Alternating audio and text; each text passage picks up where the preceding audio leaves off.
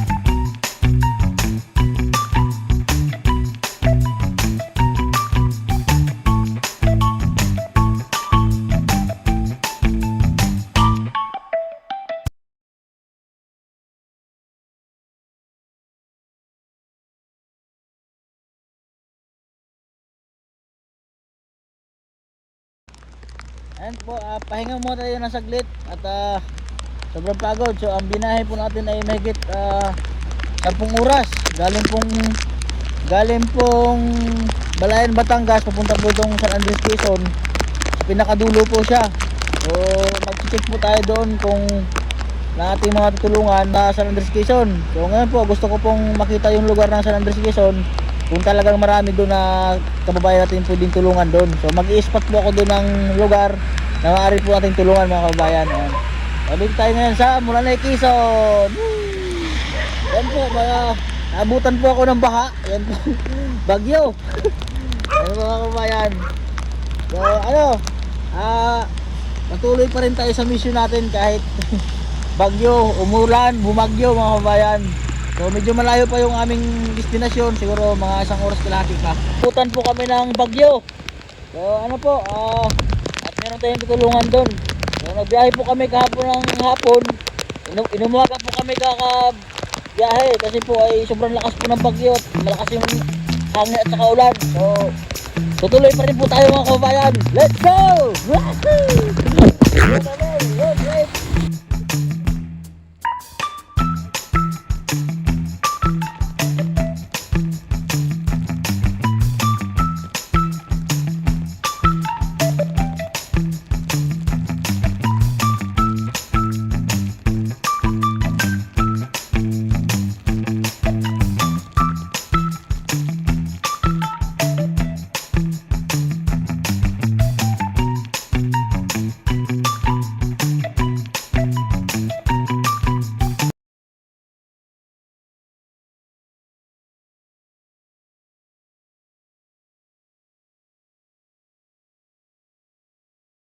Ayan po, dito na tayo sa San Andres, Quezon.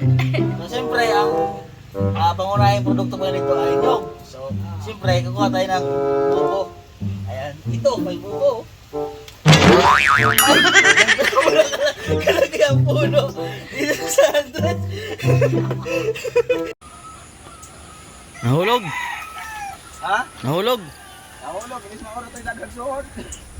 Ayan, sabi mga kabayan ay so dito po tayo sa bundok at meron po tayong tutulungan kabayan po natin dito. Ayan, so ito po yung buhay probinsya talaga dito sa San Andres, Quezon. Ayan, ito yung pangunahing produkto dito, yung pagtutuba at yung mga nyog. Ayan, yan po si Kuya, kapatid po natin ni Ate Eleanor. Kumukuha po siya ng tuba, matamis po yan. Ayan, no? Matamis yan, Kuya? Ha? Tamis siguro niya ay. Ha? Tamis? Ha? Ayun ginagawa mga kabayan, you know.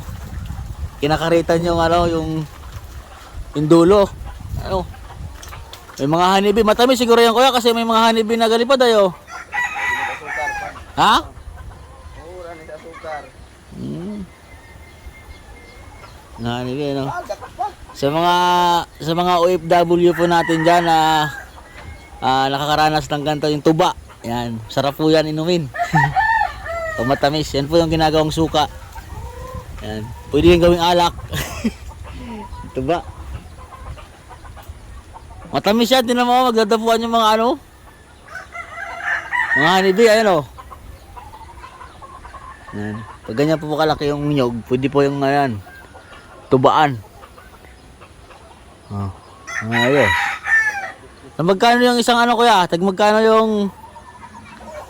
yung isang galon? Ha? Isang galon na tuba, magkano? 100. 100? Dito? Grabe, mura pala ang tuba dito. So, ang isang galon po daw mga kabayan ay 100 pesos lang. Samantalang doon sa Batangas, 500 ata isang galon yan. 500 pesos. No? Ang mahal.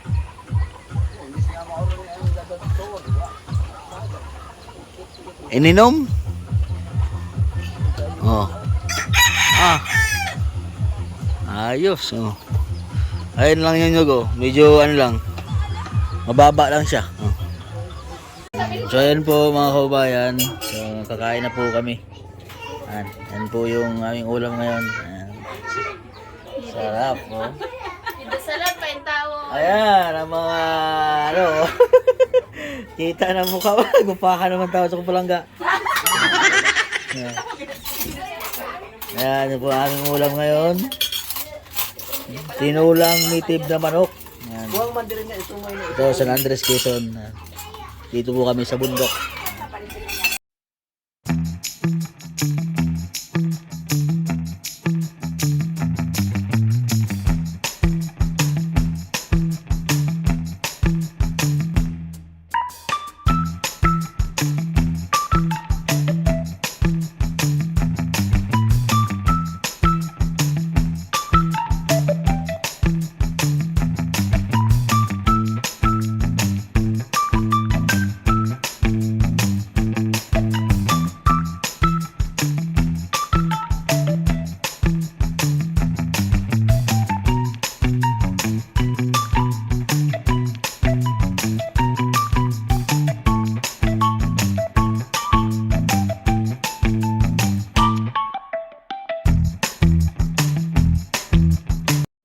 Ayan, so ito po yung aming lakaran.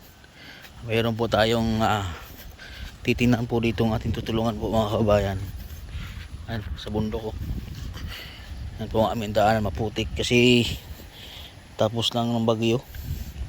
Pero may parating na naman pong bagyong isa mga kabayan. Ganito po yung dito, daanan putik. Mga kasama ko. Tayo dito. Yan po probinsya po talaga dito mga kababayan. Yan dito po yan located at San Andres, Quezon. Yan po, ito po ang ginagawa po niya sa nyug po dito mga kababayan, no? Yan. Ito gagawing kupra na yan. Dito po yung galing. Yan. Dito binabaltaan sa mga nyug. Ayan, oh. Yung gawain ko po yan dati sa Burias. Tatambakay tapos dadaanan niya ng ano, karusa, balsa. Ayan po. Tabi-tabi lang po. Yan, lalakad po tayo dito. Yan, sa mga OFW po nating nakatira dati sa probinsya. Yan. Ito po. Panoorin niyo po yung aking YouTube channel. Ay, pakalaya. Oh, huli sa kamera. Yung mga kalapati din dito. Ano? Say! Ay, mga native.